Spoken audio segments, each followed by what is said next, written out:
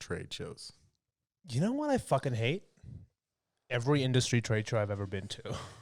What's the point? I see. I mean, I can't even count. You build a new product that nobody will carry just to show all of your competition what you're doing. And then all of the give away your secrets. All of the customers can't come and talk to you because they're using your competitor, and God forbid they see you, right? Like, so here's my primary beef with trade shows. I think that the setup and the framework and the design of a trade show, in essence, is at least the ones that I've been to on the mechanical side, on the home and garden side, the Buildexes. I don't know if that's a brand, but if it is, bleep it out. All these expos. I know that there's trade shows that happen in Vegas that are unreal that I haven't been to. They're a bigger waste of time. No, they've got 3 extra halls of wasted time. So the interesting thing about that, though, is Vresh, I got one question for you. Okay. When was the last time you went to a trade show and learned something? My first day on the job, actually. My first day in the industry. This is okay. That was your first day in the industry. Okay, here we go. This is You story just time. learned where to It's fucking story time. what coffee to get everybody. That was it. This is story time. So first day on the job, working with Greg Gillespie, and it was in it was a Hamilton number 2. Check out episode number 2 with Greg Gillespie. Great dude, great mentor. As long as you're sitting down. Yeah, I'll wait for it. So I show up. It's the OBOA, Ontario Building Officials Association. If there could be a more boring trade show, I would love to know, because I don't want to go to it. But anyway, show up at the OBOA in the Hamilton, I think it's the Expo Hall or something like that. Anyway, and there was just a line of already asleep people standing there by their even more boring tables. But that was my first day in the industry. How they have no chairs because the company wouldn't ship them. Or that underlay in the or that the expo center wouldn't give them anyway. So there I am sitting and trying to understand and learn the first thing about cast iron drainage and grease interceptors, and that was possibly the first and only time I actually learned something, because it was my first day on the job, not only with the company but in the industry.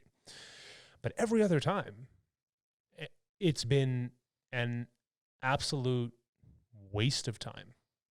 And the interesting thing about this is that I've been to, I can't even count how many trade shows, wholesale barbecues, where, you place me right next to my competitor, which is so dumb. And if I'm looking right at you, you know who you are, which is basically everybody in the industry.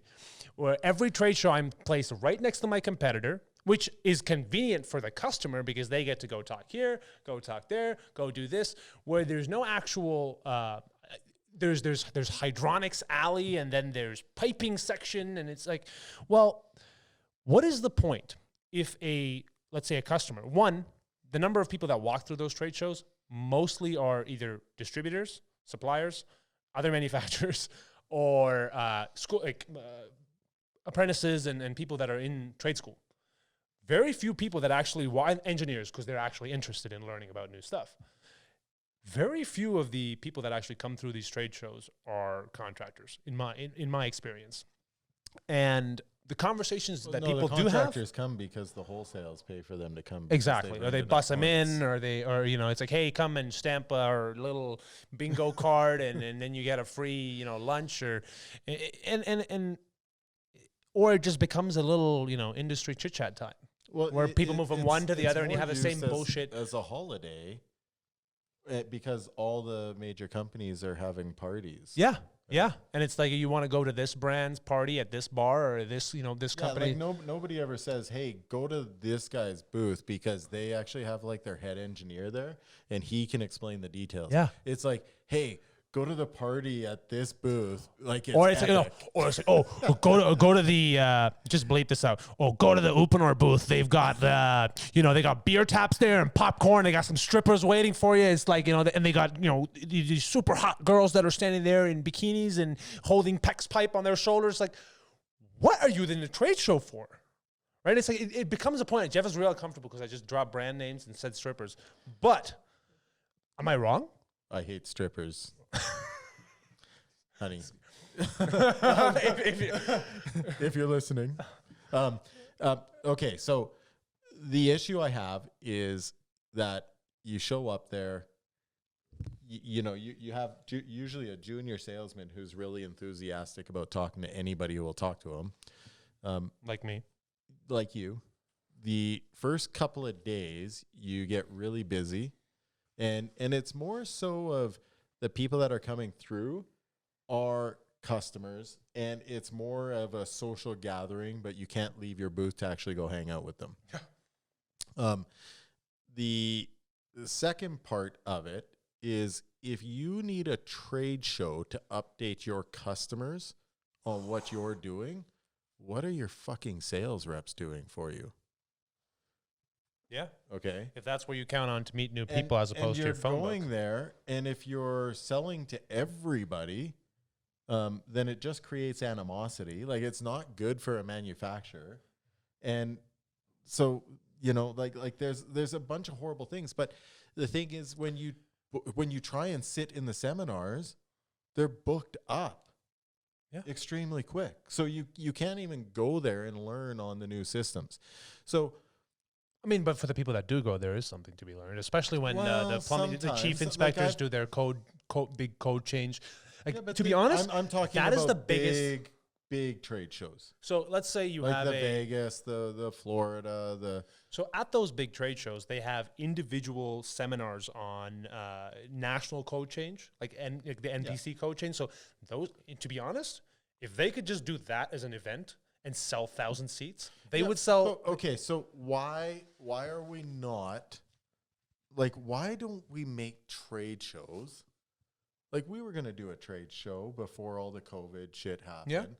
Yeah. And the whole point of it was to condense the trade show and have it as a very industry-specific topic. And have it be an interactive session. You don't get so many people come in. You get people who have used the product. You get people that are speccing the products, like engineers, so that they're actually learning something. They get to interact with contractors who have installed it and some of the issues that they've come up against. Maybe it's like a building that was 30 years that used different piping that can't be used with the new technology. You get electrical that ran all the aluminum wires that can't put the same kind of current through. Yep. Stuff like that. You actually get to talk to a bunch of people.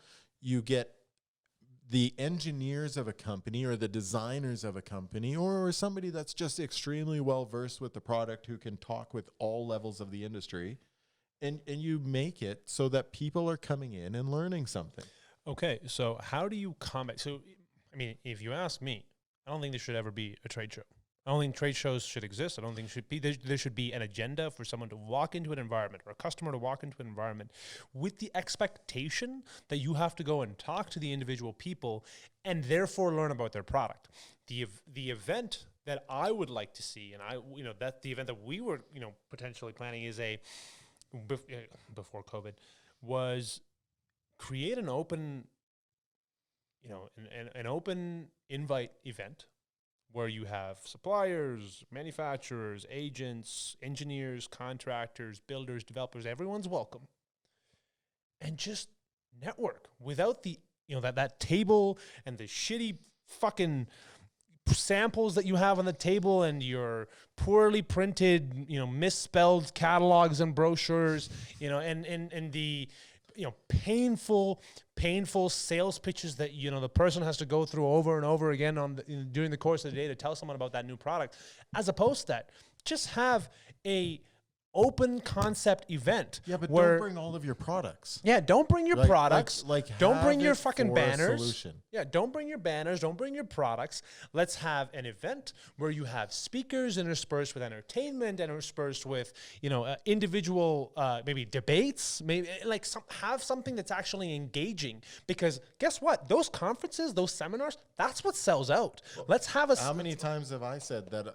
I'll welcome a competitor to actually come in and talk about their product, and we'll go feature for feature on our product. Yeah, and that how, like do it. We have.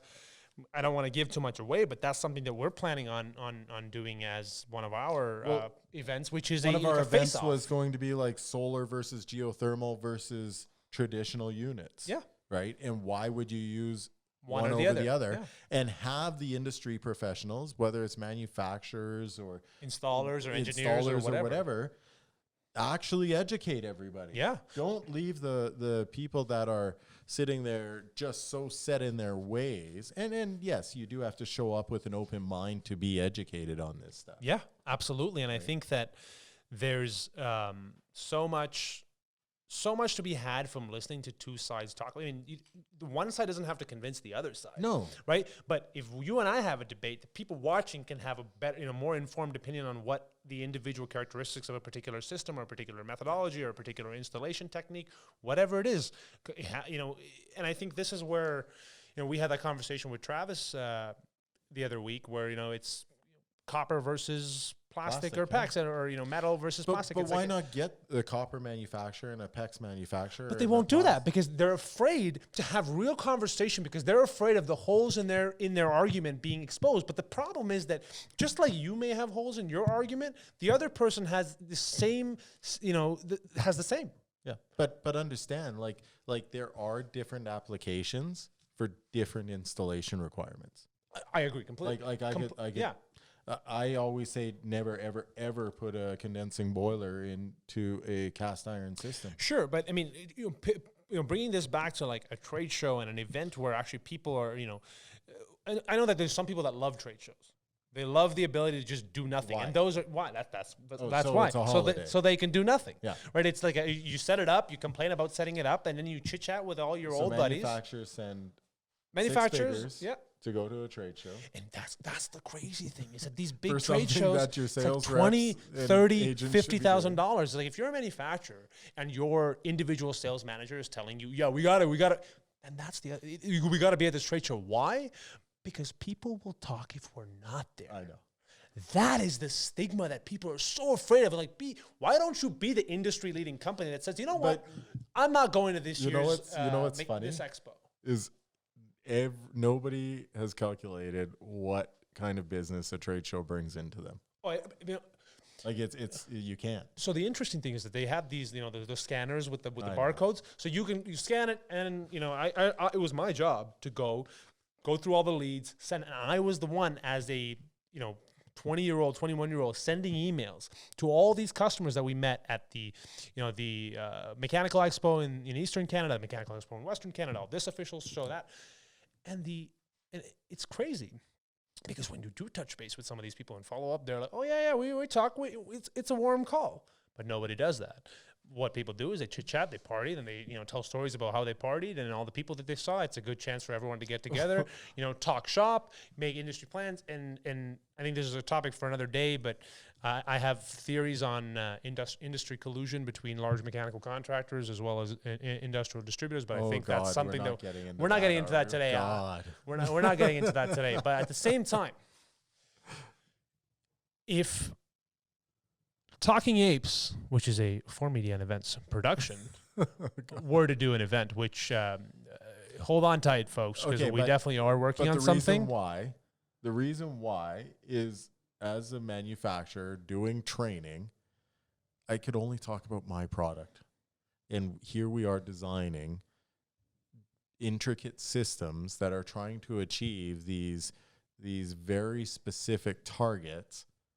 And I can only work on this stuff as a contractor. I can only talk about the stuff that I used to use. I can't vouch for anything else because I never used it. So the only way that we're going to put an entire system together from one manufacturer is if they do the entire scope of that project. Most manufacturers don't do that.